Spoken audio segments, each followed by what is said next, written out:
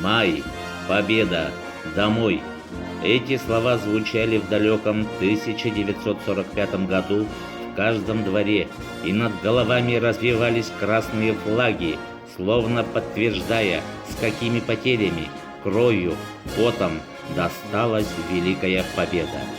Святая обязанность ныне живущих под мирным солнечным небом бережно хранить память о тех славных, по-настоящему героических людях в тылу и на полях сражений, ковавших великую победу, передать грядущему поколению чувство той великой, могучей, славной эпохи и гордости за наш народ, за славные дела.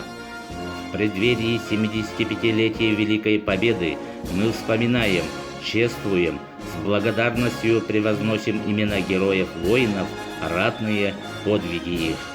Николай Петрович Кудряшов, герой Советского Союза, человек с поистине сложной, по-своему уникальной судьбой. За проявленный героизм лейтенант Кудряшов был удостоен высокого звания, но по воле судьбы, к стечению обстоятельств, был лишен всех государственных наград. В 60-е годы работал в Нюрнбергском авиапорту простым трудящимся. Его знали во всех службах как Кольку-героя. Умер в 1973 году. Прах героя покоится на Нюрнбергской земле. В 2013 году Николай Кудряшов был реабилитирован, и имя героя было полностью восстановлено. В юбилейном году полностью асфальтирована улица Героя Николая Кудряшова. Заказан и будет установлен надгробный памятник.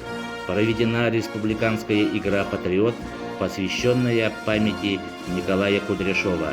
Проводятся плановые мероприятия в школах, музеях, библиотечной системе. Память о герое, история жизни которого может служить примером для будущих поколений, не должна меркнуть за стремительным бегом времени. Помним, чтим, гордимся.